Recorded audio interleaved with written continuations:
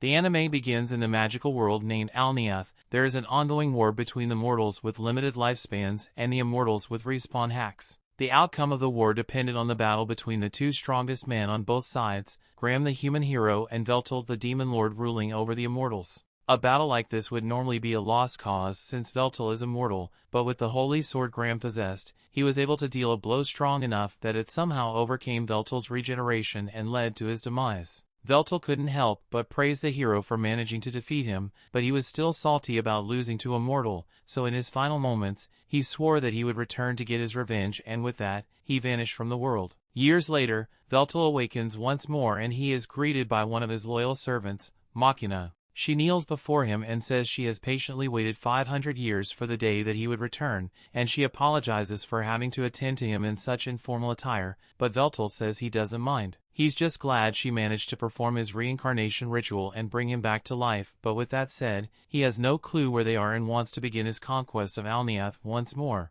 However, about that Machina tells him a lot of stuff happened in the 500 years since his death and Alneath it's gone. Around 80 years ago, Alneath and Earth were caught in major catastrophe, which caused the two worlds to fuse with one another. As a result, 90% of the population was wiped out and national governments ceased to function, so cities began to operate as independent states and a few wars have broken out since then, but things are relatively peaceful now. That's the present state of the world, and given that Earth possessed incredibly advanced technology and Alneath possessed magitech, the fusion of the two worlds led to a lot of rapid advancement. Machina leads him to the surface to show him what the new world looks like, and Veltol is astounded by how far the world has come. But in his astonishment, he forgets to pay attention to his surroundings, so he nearly bumps into a random guy in the street and Machina has to push him out of the way. He apologizes to her for letting himself get distracted, but he can't believe that man so carelessly bumped into her, one of the 6 dark peers. It's almost as if they don't know or care who she is, so Veltol is prepared to instill a new sense of fear into these foolish mortals. He raises his hand to the sky and Machina already knows what he's about to do,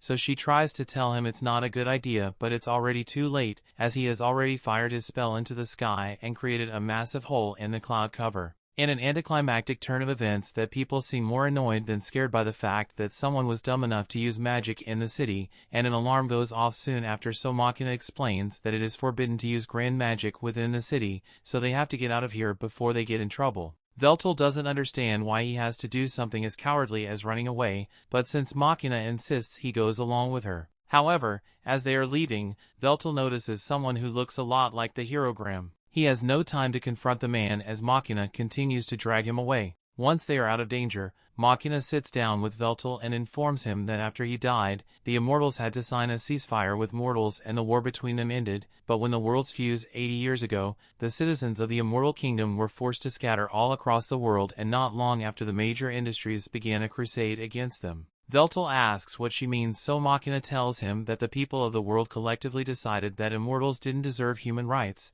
so they began relentlessly hunting them. At first it wasn't that bad, but then people developed anti-immortal weaponry, and from that point on immortals were killed on sight to the point of near extinction. It takes a few moments for Veltol to process that his people have been wiped out, but once he comes to terms with it, he asks Machina that she knows what happened to the other 5 dark peers. The whereabouts of May, Silwald and Rasheen are all unknown, but sadly, Xenol was confirmed to be dead. He sacrificed himself and acted as a decoy so Machina can escape from the hunters, and he said he was doing it for the sake of Veltol because aside from Rasheen, Machina was the only other person capable of performing Veltol's reincarnation ritual. Xenol always been a loyal follower of Veltol, so he is grateful to have had such a good subordinate. But there's still one more person Machina hasn't mentioned, so Veltol asks her about Marcus. Machina doesn't really want to talk about Marcus, so tries to change the subject and ask Veltol if he's thirsty. Veltol says he isn't, so Machina has to make up an excuse as to why he needs to drink something and tells him to wait there while she goes to buy one.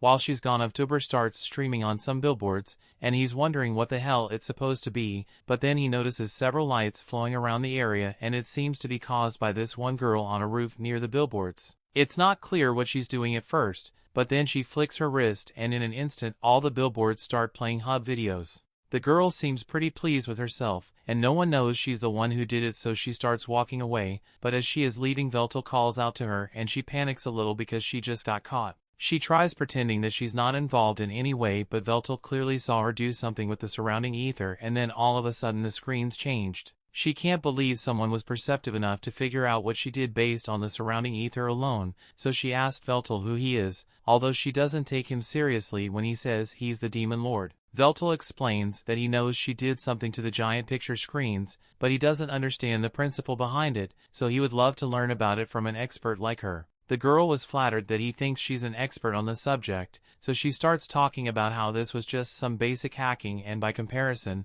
leaking the Pokemon files was way harder. All she did just now was take advantage of a fatal flaw in the billboard's logic barrier, and then she just slipped in some spicy videos for fun. Veltol interrupts her speech and tells her she's looking for one of his subordinates named Marcus, and he's wondering if she has any idea where he can find him. The girl points to the massive tower in the middle of the city and says the CEO of that company is named Marcus, so he might be able to find him if he goes there. Veltol follows her advice and heads up to the heavy magic industries in search of Marcus. As he enters, he spots this weird-looking thing waving at him, but he ignores it and heads to the front desk and tells the receptionist that he is here looking for Marcus, but before he's even done speaking, Marcus's private secretary comes down and says she is here to bring Veltol to Marcus. They both get on elevator headed to the top of the tower, and while they go up, Veltol notices that the secretary has a pin of that thing he saw when he came in, so he asks what that is about. She proudly exclaims that this is the mascot of the company, and they plan to create a brand around it in the near future. Eventually, Veltol arrives at the top of the tower where he finds Marcus sitting atop his throne. Marcus says it has been a long time since he last saw Veltol, but Veltol finds it disrespectful that Marcus is remaining sit while in the presence of his king. Marcus ignores him and asks what business he has here, so Veltol says he wants Marcus to help him rebuild the Immortal Kingdom. Marcus laughs in his face for a solid minute before telling him that he won't be doing that in a mocking tone. Veltol feels insulted, so he prepares to teach Marcus a painful lesson and respect. However, before he can cast his spell, Marcus's assistant strikes at him with a blade, so he is forced to dodge out of the way. He is shocked that she is capable of using armament forging magic, but before she attacks again, Marcus tells her to stand down. He then turns to Veltol and tells him he has become weak because in his prime he would never have felt threatened by magic of that scale. How exactly doesn't he intend to take over the world if a single human is able to give him so much trouble? Marcus refuses to serve a king who is so pitiful, so he tells Veltol to get out of his sight before he forces him. Veltol is enraged and begins casting his spell to take Marcus down, but before he can finish, Marcus has already cast a spell breaker and Veltol is left in shock because Marcus was never gifted enough to outclass him in spell casting. Marcus has been waiting for this moment for years, so he takes great pleasure in telling Veltol that his strength is a relative of the past. He reveals the implant in the back of his neck, but Veltol doesn't know what that thing is, so Marcus pulls up an instructional video explaining everything about it. The device is called a familia, and while using magic normally requires a 5-step process: initialization, construction, expansion, incantation, and proclamation. This device allows people to skip 3 steps, so now anyone, and I mean anyone, can use magic at high levels, and in case Veltol is getting any ideas about implanting a familia of his own, Marcus specifically designed it to be incompatible with higher beings like Veltol. That means he can never use a familia, and while his natural spellcasting speed is superhuman compared to AI spellcasting, he might as well be sending his spells by mail. Veltol asks why Marcus is doing all of this, so Marcus reveals that he had never liked Veltol from the very day they met. He was tyrannical, arrogant, and worst of all, he had the skills to warn his arrogance, so Marcus could never oppose him back then, but that all changes now. He tells Veltol that it's about time for him to leave, so he begins launching several blood swords at him, and Veltol isn't able to dodge all of them, so he ends up getting stabbed several times and launched out of the window. Marcus has always wanted to do that, and now that he has finally triumphed over Veltol, he declares that he is the new Demon Lord. But all that aside, his secretary really wants to discuss the promotional ideas she has for the company mascot, so Marcus tells her to submit her ideas at the next planning meeting. Meanwhile, Veltol has crash-landed back into the city and his regeneration is far slower than it used to be, so he is having a hard time recovering from his injury. He tries to walk out into the street, but he accidentally bumps into someone, and as a result he gets into a fight that he immediately loses. Now look at him, laid out in a pile of trash and wondering why he keeps losing to mortals that he lost to the herogram until Machina eventually finds him. Machina gets him onto a train and begins apologizing for hesitating to inform him of Marcus's betrayal, and because of her hesitation he ended up being disgraced so badly. He tells her there's no need to apologize because even if she had told him, he would have still wanted to confirm it for himself. Once the train comes to a stop, Machina leaves Veltol to the apartment building she lives in and tells him this is her home. Veltol thinks she means the entire building belongs to her, but Machina leads him into her small room and explains that this is where she really lives. Veltol thinks she's joking at first, but Machina is dead serious because this is all she can afford with her salary. Veltol realizes she has been living like this all this time while waiting for his return, so he pulls her close and thanks her because he will never forget the loyalty she has shown him.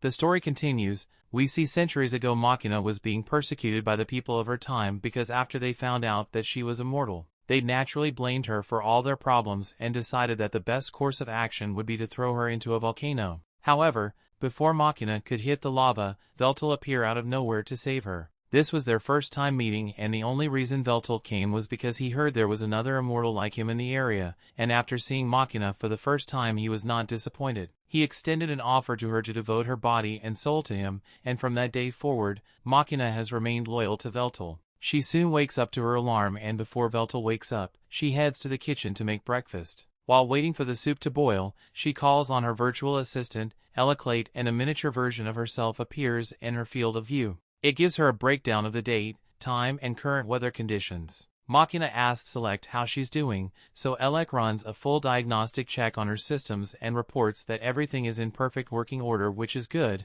but that's now exactly what Machina was asking. Machina finishes up with breakfast, and once she's done, she goes to wake Veltol up and serves him the food. He's never seen food like this before, but just by its smell, he can tell that it is going to taste great. He picks up the chopsticks to try it, and sure enough he loves the food Machina made for him, and hearing that makes her extremely happy. Once he has done eating, Veltol asks if Machina knows of the location of any other immortals, and she does know the few other immortals who managed to escape the immortal hunts. But recently, immortals have been going missing, and Machina has even lost contact with two of her close aides, Ornard and Pomlock. She hopes they just went into hiding, but with no way of contacting them she can't be sure. Veltol asks if immortal hunts still happen, but she answers that the hunts actually ended decades ago. The hunts were started by Marcus to secure his position at the top, and now that he has all the power, he has no reason to continue. The resentment people head towards immortals has also dwindled over the years, so it's not particularly dangerous to be seen outside. After Machina's aides went missing, she went to their apartment to check up on them, and the place was a mess, so she assumes the fight happened, but the only clues she could find was this note with the words Immortal Furnace written on it. As Veltol reads the message, he reaches for his cup of tea, but sudden sharp pain causes him to flinch, so he spills it everywhere. It seems that he still hasn't fully healed from the injuries he sustained yesterday, and it's not just his regeneration that got weaker. Everything about him is weaker than it used to be. Even that spellcaster when he first arrived would have had a much greater effect if Veltol were at full power, and Machina attributes this to the fact that the faith Veltol used as power during his prime no longer exists. As of now, he's only spoken of in history books. Without recognition, Veltol's powers will never truly return to him, but he thinks that should be easy enough to solve. He just has to make himself known once more. With that said, he tells Machina that he wants to head out and explore the surrounding area since sitting around all day would be bad for him, so Machina suggests that the two of them should go shopping. Out in the city, the first thing they should do is get Veltol a set of good street clothes, so they walk into a store and Machina asks him to step on the platform so the machine can take a 3D scan of his body. She apologizes for being limited to cheap store clothes due to her budget, but Veltol tells her he doesn't mind since his natural beauty would look good in any attire. After taking his measurements, she asks if Veltol has any preferences, but he doesn't know much about the style of the current era, so he leaves the choice up to Machina. Machina decides to ask Elec to make the most optimal choice for Veltol, taking into account budget and practicality, so after a bit of processing Elec settles on a tracksuit. Machina doesn't think a tracksuit would be a good idea, but once Veltol sees it, he absolutely loves the way it looks, and he is even more intrigued by the design on the back. So, Machina explains it's an old language used by the people who used to live on this land, and the symbols on the jacket spell out Demon Lord. Since Veltol seems to like it, she takes the tracksuit for him and walks out of the store, but before she leaves he gets her attention because they haven't paid for it yet. However, Machina explains that all transactions are performed automatically. After that they have some food in fast food joint, and while they are sitting together, Veltol asks Machina what it's like to have a familia installed. Marcus's betrayal aside, the familia is without a doubt a revolutionary device, so he is curious about it. Machina explains that it is really convenient since it not only allows for easier use of magic, but it can also be used to gather information, go shopping, or even communicates. Before familias were mainstream, people had smartphones to do these things, but it was really inconvenient to have to hold it. Veltol asked her to let him see it, so he turns her around and begins touching it. Machina is a little startled at first, but she's actually really enjoying this so much so that her familia has to warn her that her heart rate just spiked. Once he is done inspecting it, Veltol asks her if it isn't uncomfortable having the familia installed in the nape of her neck, and while it felt strange at first, she got used to it once it became illegal for companies to stream ads straight into people's heads. It's difficult to live daily life without one of these, but at the same time,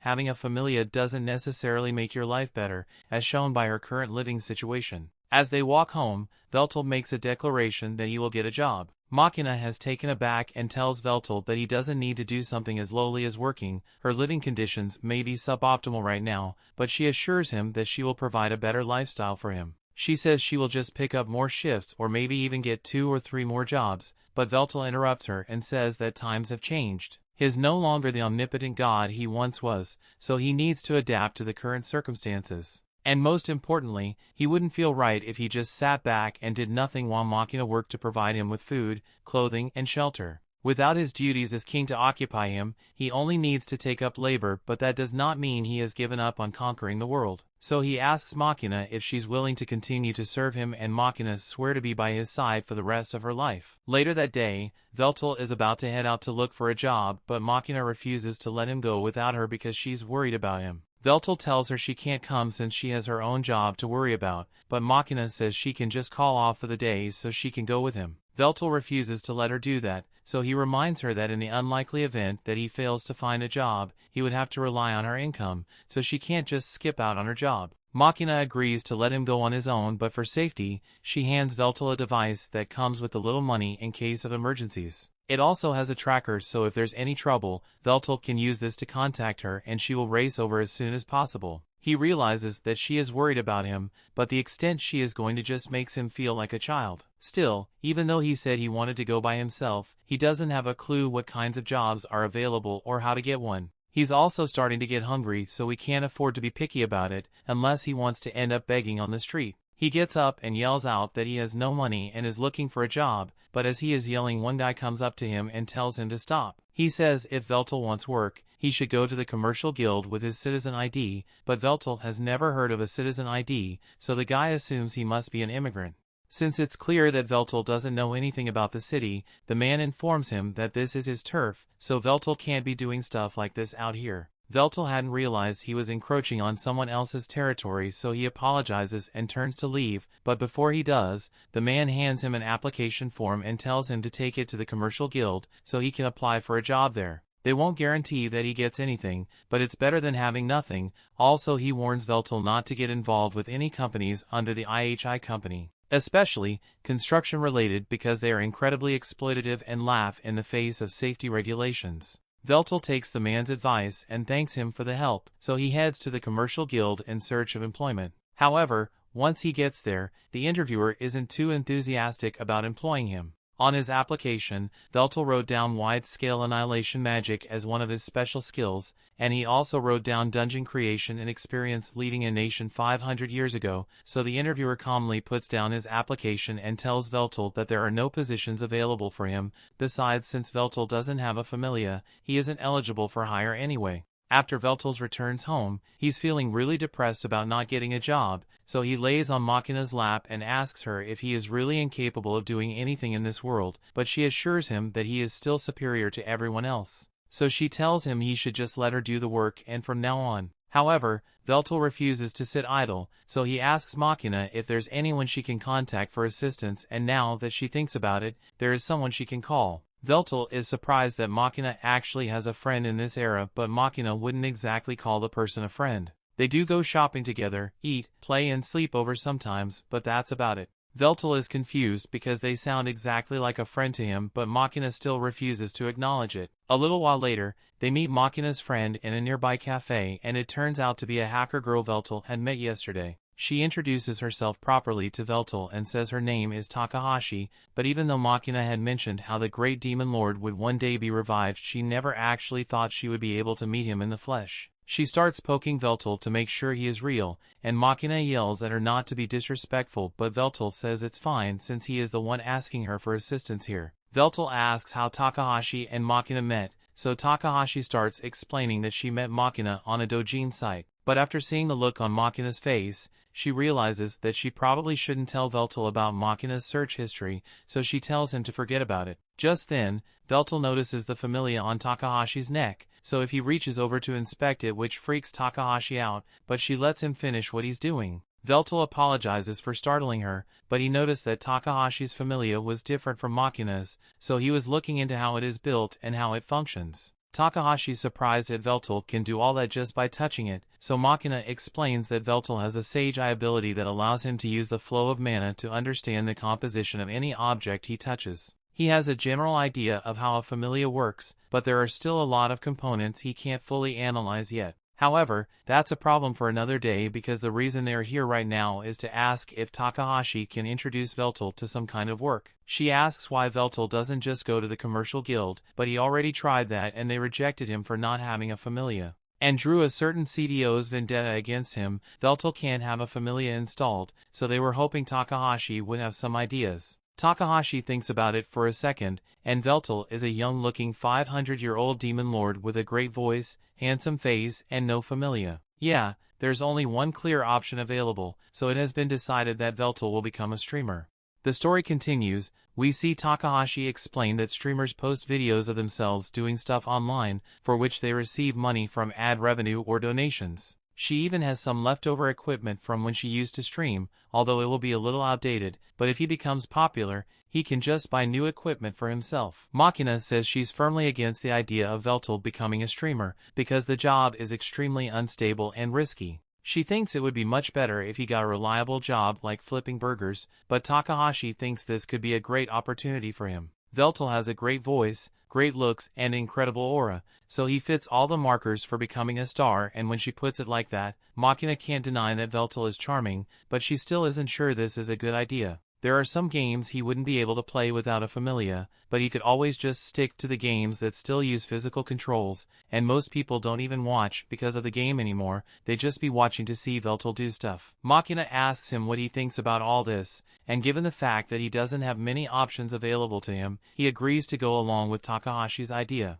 Later that day, Machina was taking a bath while Veltol did some research about this world's internet, and it doesn't take him long to figure out how it works. It allows people to spread information faster than anything he has ever seen, but as a result of all this access, people either resort to watching cat videos or doing degenerate shit online. He believes it should be easy enough for him to sway public opinion in his favor with this, but all of a sudden Machina finishes her bath and walks out completely naked. Once she realizes what just happened, she gets dressed and apologizes to Veltol for being so inconsiderate. She has lived alone for so long that it became a habit, but Veltol tells her that there's nothing to be sorry about because he actually thought her body was quite beautiful, although he still thinks his own body is better. A couple hours later, Takahashi arrived at Machina's house with all her old equipment so she can help Veltol set it up. And once it's done, she hands him the controller so he can try out some games. She tries explaining the controls to him, but Veltol tells her there's no need since he already knows exactly how it works. Something like this is much easier to analyze than a familia, so he starts scrolling through the game library and settles on Bloodborne. Takahashi remembers how so many people rage quit because the game was too difficult, but she's sure Veltol's analysis skills will make this easy for him. However, as Veltol starts up the game, he couldn't even make it past the intro. It's a lot harder than he thought it would be, and even after a few hours of gameplay, he still hasn't made much progress, so Takahashi tells him straight up that he sucks at it. Machina thinks Takahashi is being rude, but Veltol is well aware that he sucks at this. He understands the mechanics, but he just can't seem to master it, so Machina is a little worried that he won't be able to stream after all. On the contrary, Takahashi thinks this will actually work out great for Veltol's online image. Is the only thing the internet loves more than a hot guy is a hot guy who fails confidently. But before that, Takahashi says they need to work on Veltol's introductory greeting. Veltol asks if he can just introduce himself normally, but Takahashi tells him that that's not an option. There are already over 5 million streamers in the world, and barely 1% of those streamers actually make enough money to survive, so if Veltol wants to get into the business, he has to think of a way to leave an impression on as many people as possible with his greeting. Takahashi seems to think that greeting is a really big deal, so Veltol asks Machina if she has any ideas on what he could use as a greeting. Machina thinks about it for a second and she thinks it would be best if he just adapted one of his word and declarations and used that. It also gives it a try, and the declaration is basically him telling the foolish mortals that they should be honored to be in his presence, and it's dramatic, so Takahashi thinks it's a good start, but it still isn't very attention-grabbing, so they will have to think of something to add to it. In the meantime, Takahashi says she will give Veltol a crash course on everything he needs to know about streaming. Basically, he's going to need to stream every day, even if no one is watching, and no matter what he does, he has to avoid talking about any erotic or racist stuff, because that would get him banned quicker than as mingled. Most important of all, while Veltol is streaming, Machina has to make sure she never gets caught on camera, because they can't have people thinking she's his girlfriend. As a friend gesture, Takahashi asked one of her friends to help promote his stream, but he owes her a favor after this.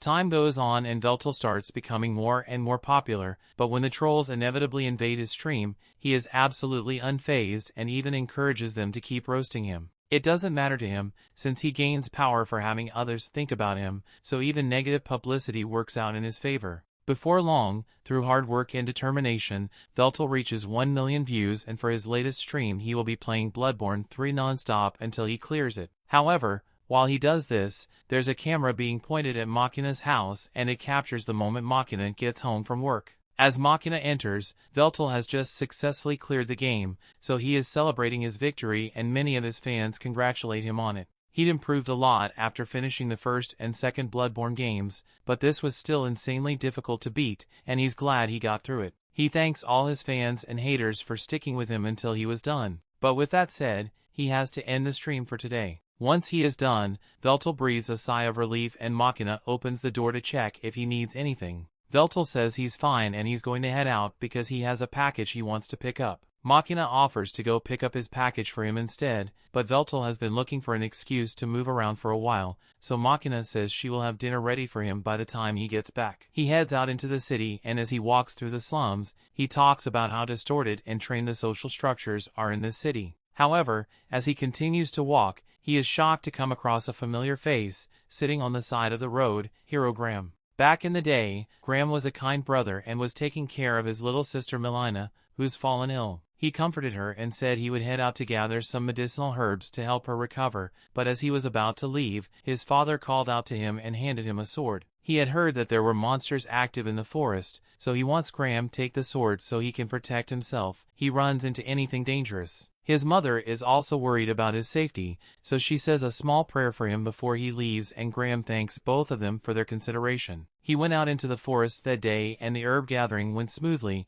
and as he was returning home, he ran into an army of lizard men under the leadership of Xenol, one of Veltol's generals. Since he was hidden, he didn't have to fight them, but he wondered what they could possibly be doing in such a remote location. To his horror, when he returned home, he discovered that his home along with his entire family had been burnt to the ground, and from that day forward, he swore that he would get his revenge on Veltol. But right now he has a dazed look in his eyes, and he is seated next to his sworn enemy. Veltol begins talking about this udon shop and assures Graham that this is one of the best feelings around, but Graham doesn't have much to say about that. Veltol tries to keep the conversation going and says that the food of this world is far better than it was back in his day, and Graham agrees, but he still doesn't have much to say. The food finally arrives and they are both about to eat, but Graham finally says something and talks about how strange it feels to be slurping noodles while seated next to the enemy who killed his family and friends. Veltol also feels the same way since Graham single-handedly killed several of Veltol's vassals, but right now he bears no hatred towards Graham at all. He's just curious to know how Graham managed to survive this long when he's mortal. The only explanation would be if Graham somehow became immortal, but that would go against his entire ideology of making the most out of the limited lifespan. Graham explains that he didn't give up his mortality, rather as a reward for defeating Veltol, the goddess Meldia gifted him with the blessing of eternal youth, and while that blessing has allowed him to live this long, it doesn't make him immortal. Veltol comments that goddess Meldia must have been quite fond of him, so he can imagine her granting him such a blessing. After Graham ended the war with the immortals began starting wars among themselves again, so he was ordered to go out to the battlefield and slay the same mortals he had once fought to save. And even after the civil war had ended, the people turned their hatred towards Graham for some reason. Veltol believes an outcome like that was inevitable, since people naturally fear individuals with great power. Graham was exiled from the kingdom, so he was forced to wander for centuries until Fantasion happened and the world became fused. Since then, he has killed so many mortals and immortals that he believes there is no place for him left in this world as a hero. He asks to Veltol why he sought to rule the world in the first place, so Veltol answers that he was trying to achieve world peace. There are several ways one can become an immortal, like phoenixes, curses, or blessings, so aside from a few rare exceptions, all immortals used to be mortal at some point. Still, mortals constantly ostracized and persecuted immortals because they were different, and the immortals were no better because they did the exact same thing to the mortals. The lesson Veltol took from this was that no matter what you are, people will always hate and fear that which is different, so he believed that the only way to bring about world peace was to stand at the top of the world and rule it to make sure no one had to suffer such persecution. Graham doesn't believe peace through world domination would work, but he also can't deny that people left on their own will never achieve peace because he has experienced this senseless persecution and wars firsthand. Even so, he still refuses to admit that Veltol is right, so Veltol accepts that Graham will never agree with him. Graham gets up to leave and thanks Veltol for the noodles, but before he goes he tells Veltol that he's glad he got the chance to speak with him. Veltol gets up to leave as well, and while walking down the street, he notices Takahashi down in an alley and she seems to be in some kind of trouble. She apparently hired this ogre for a job, but now he is trying to extort twice the pay from her. Takahashi tells him he's stupid if he thinks she's going to give him that much money, but the ogre is totally prepared to beat her up if he doesn't get what he wants, so he raises his hand is about to punch her. However, Veltol grabs his arm and tells him to leave Takahashi alone. He's feeling generous today, so he is willing to overlook the ogre's disrespect, but the ogre recognizes Veltol as the guy he beat up a while ago, so he isn't scared of him. He says he's going to kill Veltol this time, so Takahashi tries telling Veltol to run before he gets hurt, but Veltol says it's fine since he's been meaning to test out how much power he has regained from his 1 million subscribers. As the ogre tries to punch him, Veltol stretches out his hand and catches the punch, but then the ogre activates wind magic and completely shatters Veltol's arm. However, with his powers partially restored, Veltol is able to regenerate his arm instantly and flicks the ogre into a pile of trash. The guy's out cold and Veltol is honestly disappointed since he was expecting more of a fight. Takahashi comes up to him and asks if he is alright and Veltol says he's perfectly fine, but he wants to know who that guy was and why he was attacking her. Takahashi explains that he was supposed to be her bodyguard for a big job today, but all of a sudden, he started making ridiculous demands. He didn't know the guy was supposed to her bodyguards, so he apologized for knocking him out, but Takahashi says it's alright since she just found someone even better. She asked Veltol to become her bodyguard for the day, and she even offers to pay him for it too, so since he owes her a favor, Veltol agrees. Takahashi leads him to the location and tells him that she's trying to steal something from this warehouse, so she needs him to create a distraction while she gets it. Veltol says he understands the objective, but before Takahashi can give him any more instructions, he gets up and despite Takahashi trying to stop him, he has already kicked down the door to a major Yakuza operation. The story continues. We see Veltol doesn't really know where he's supposed to be doing here, so he asks Takahashi over the comms if the cube in the table is the target. Takahashi tells him it is, but she's also confused as to how he's communicating with her since he doesn't have a familia. Veltol proudly states that he just copied the communication ether at the familia producers, so can reproduce the feature of magic. Anyway, since there aren't that many enemies here, Veltol says he will subdue them and claim the cube for Takahashi, but before he does anything she asks him to make sure he doesn't kill anyone. Veltol agrees to hold back, so before the fight begins, he announces himself using his stream greeting. However, none of the Yakuza members has seen his stream, so it just makes things really awkward. If there are still people who don't recognize him, Veltol is going to have to work a lot harder to make his name known, but for now his 1 million subscribers worth of power should be more than enough to take these guys down. The Yakuza are still confused about what's going on, but they assume Veltol must just be some crazy guy, so one of them pulls out a magic gun and fires in the end. However, Veltol isn't fazed by this and uses strengthening magic on himself so he can deflect the bullets.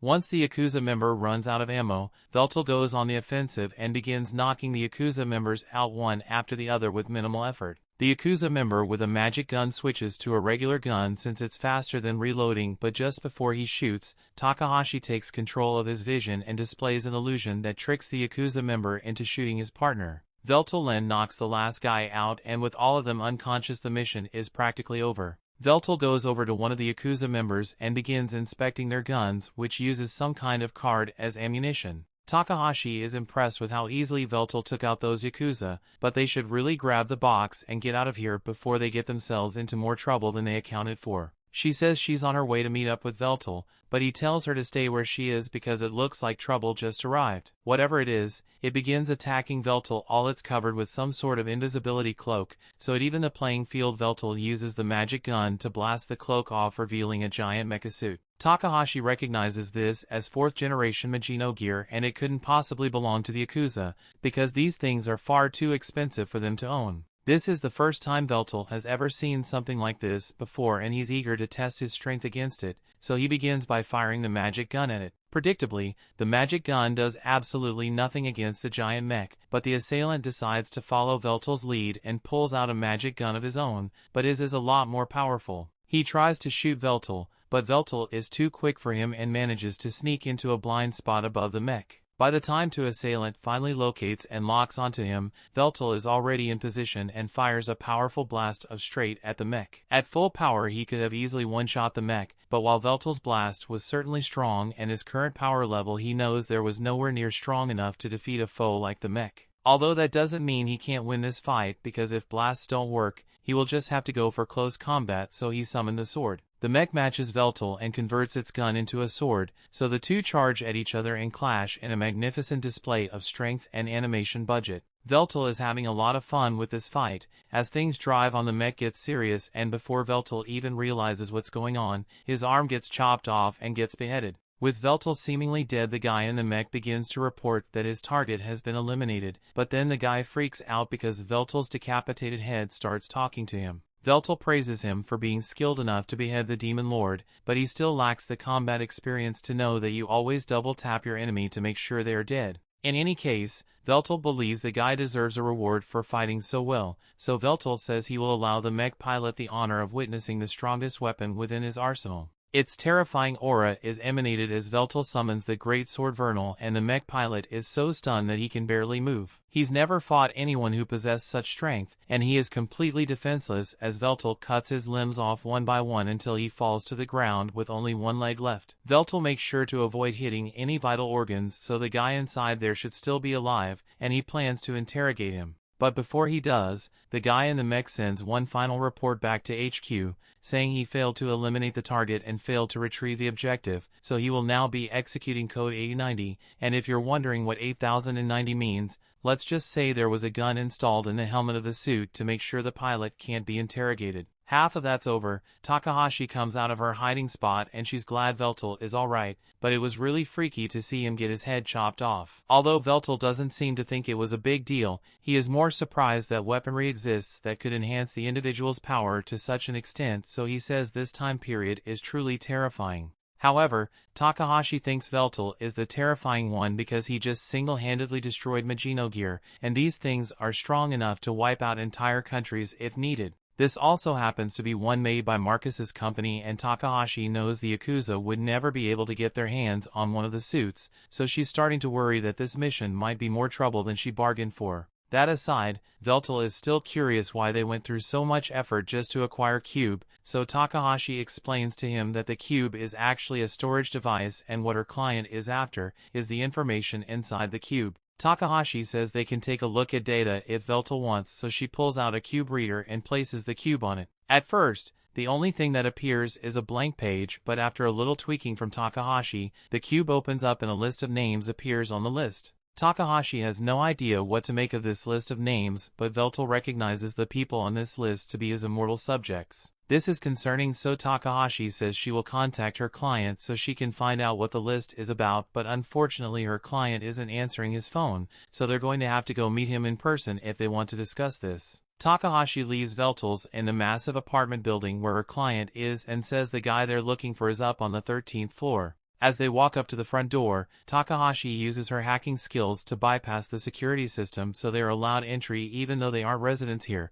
and she is really proud of herself for it too since there's no security system out there that she can't bypass. As Veltol and Takahashi get on the elevator, Takahashi is about to push the elevator button, but Veltol stops her and says he wants to do it instead. Takahashi doesn't mind letting him push the button, but she asks why he wants to do it and Veltol doesn't really have a reason for it, he just likes pushing buttons. He begins pushing the button for the 13th floor, but Takahashi forgot to mention that this elevator doesn't allow you to get to the 13th floor directly. First you'd have to go to the 2nd floor, then the 17th and back to the 4th and so on until you eventually get to the 13th floor. Since they are here, Veltol starts walking out of the elevator but Takahashi tells him to wait since her client Eiju is a pretty paranoid guy, so he had dozens of traps laid across the entire floor and in Veltol accidentally sets one of the traps off he's going to become mincemeat. Veltol appreciates the warning but as far as he can tell there are no traps in this room, although it would be more accurate to say that all the physical and magical traps have been disarmed. Takahashi is surprised that Veltol could figure that out so easily.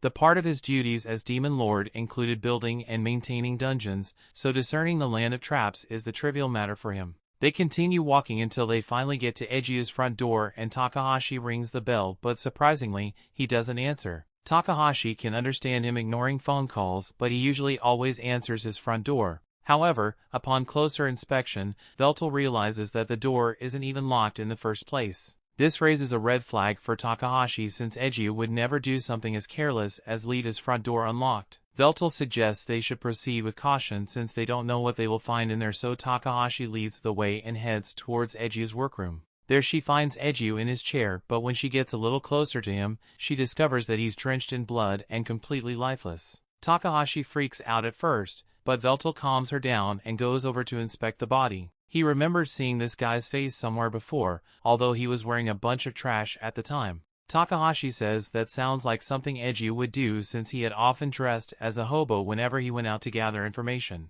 There's an obvious stab wound in Eiju's chest and another one in his neck, but judging from the state of the blood around him, Veltol assumes it has only been a few days since Eiju was killed. A man like Eiju may have had many enemies, but the way he was murdered was too efficient for it to have been done out of hatred. It is way more likely that a hitman was hired to take Eiju out, especially since the killer went through the effort of destroying Eiju's familia. Someone must be trying to cover up whatever information Eiju had. It probably had something to do with the job Takahashi accepted from him, but it's not like they can get any information from him now that he's dead. Takahashi thinks for a second, and being searching around Eiju's room because its seasoned information broker/hacker would definitely hide some sort of offline storage devices nearby for extra data security. After searching for a bit, she discovers a laptop and a hidden desk drawer, and this looks like it might have the answers they are looking for, but when she turns it on, she finds all the files in a corrupted mess. It may look that way, but Veltol notices that the files are all arranged in a very specific order, so Takahashi is able to compile until she uncovers a video. Eiju made this video in case he was killed before he could complete his investigation, and he didn't know who would end up watching it, but he wanted to make sure at least one person knew the truth because the prosperity of this city was built upon terrifying evil. All the power in the city relies on the ether reactor in the center of the city, but with the enormous scale of the city, the reactor would need at least 10 men on ley lines to draw power from in order to meet the energy demands. However, there are only 2 ley lines in this area as the reactor never seems to run out of energy, so it stands to reason that the reactor is drawing power from another source, and this secondary power source is called the Immortal Furnace Project. Essentially, the furnace burns the souls of immortals like firewood and converts the resulting energy into a ether for the city, and since immortals are higher beings, a single immortal soul produces a lot of energy, way more than the souls of thousands of mortals would ever be able to generate. The data Eiju found show that Marcus's company employed desperate homeless people as construction workers from the Immortal Furnace, but once construction was done, all the workers suddenly disappeared and Eiju believes they were all killed so they could be fed to the furnace as well. One of the first immortals to be fed to the furnace was one of Veltol's close subordinates, Xenol, and this greatly angers Veltol. The whole immortal hunt was esteemed by Marcus to turn the world against immortals so people would accept their execution, and he could burn immortal souls in the furnace, although the public was never made aware that this was how he killed them. Recently Marcus made a deal to buy information about some immortals from the Yakuza, and that probably means he's running low on immortal souls to burn, so he's looking for new victims.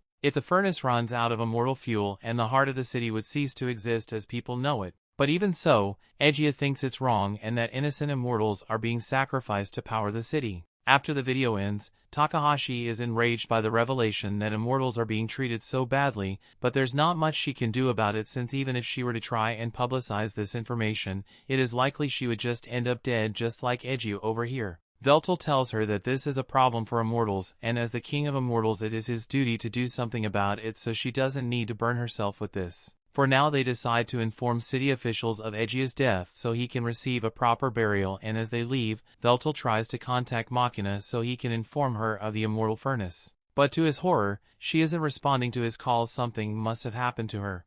That brings the episode to an end.